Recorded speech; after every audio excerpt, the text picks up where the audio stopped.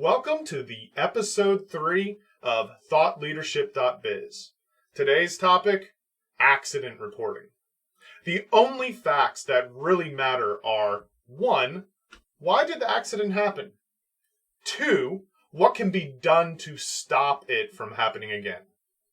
My name's Machut. I'm CEO here at Nataris, manufacturer of the hoist cam system, and I'm sick of the missing detail in my newsfeed and the lack of commitment to stop material handling accidents from happening. 2 articles about such accidents hit my inbox recently. Another one will probably follow by the time this blog or podcast actually goes live.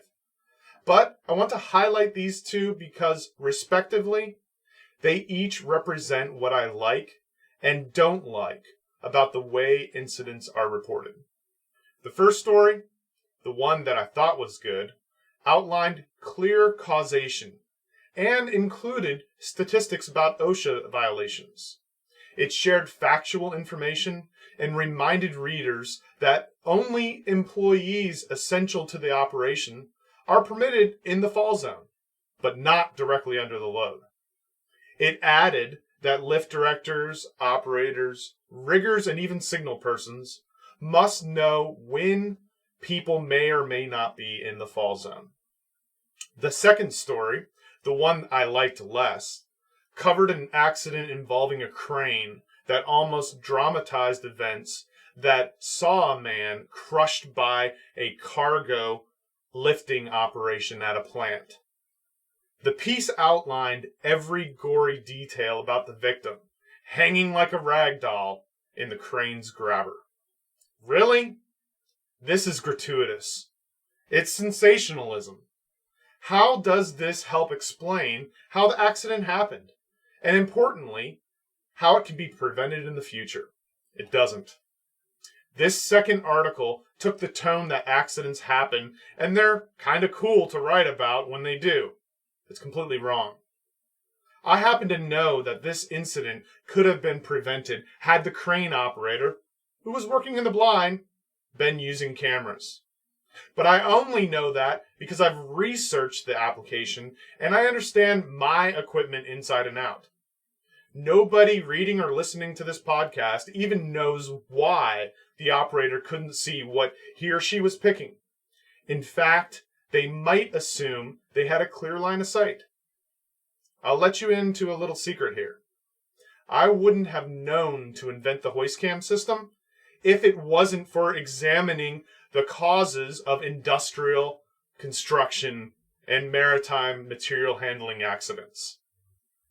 The trouble is most people don't do this, and they're sometimes not helped by their social media and newsfeed. The material handling market and the end user sectors that consume and use its equipment are widely covered by trade media.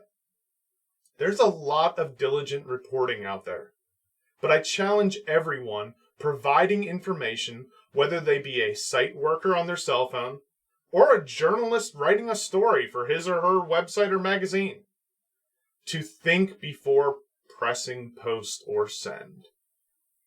If information doesn't explain why an incident occurred or how it can be prevented, what purpose does it serve? I'd settle for less immediacy and more detail. The problem is, culturally, we've become obsessed with brevity and speed. Everything is delivered lightning quick and in bite-sized pieces. I'm sorry, but you can't talk about accidents in this way. Do you even think about the victim and their family anymore when you see a headline starting with "woman crushed by" or "man decapitated in"? Be honest. Do you really want to know the important facts or the gory detail? Again, be honest. Personally, I like to see reputable trade journals leading the way in terms of accident reporting.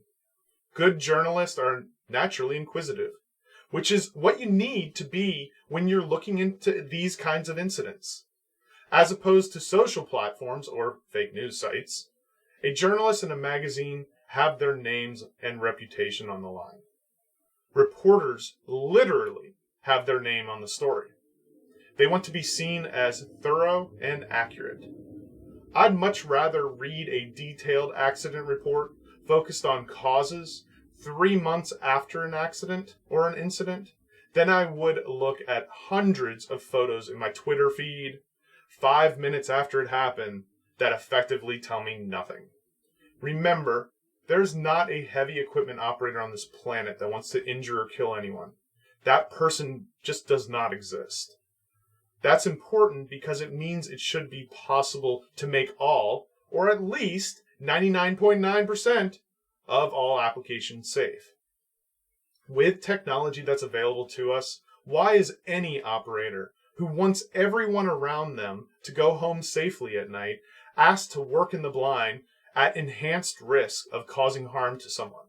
It's completely senseless. Would you take to the interstate if you knew that half of the drivers were wearing blindfolds? No. No, you wouldn't. Let's move on, though. Although, staying on topic. While reporting thoroughly on incidents and delivering prevention measures, we've got to keep the information pipeline full. To that end, I delivered a webinar last month in January about situational awareness.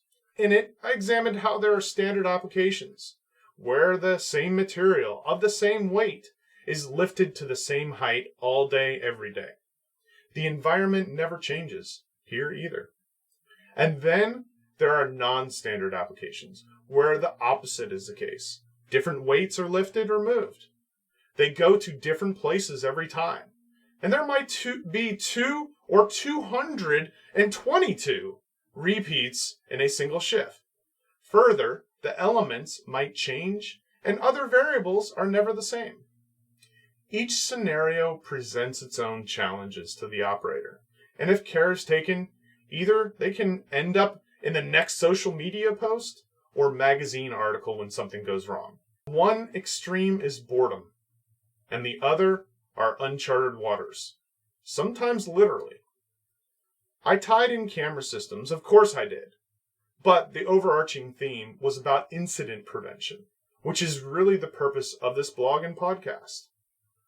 When was the last time you shared a piece of quality information or education to continue to improve the industry with best practices in mind? Have you asked yourself that question lately? Stay tuned. Next time, I want to do the following.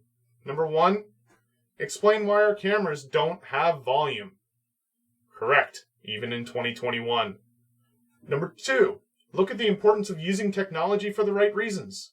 Not put equipment operators under more stress than they already are. In the meantime, stay safe and be productive. Thanks for watching.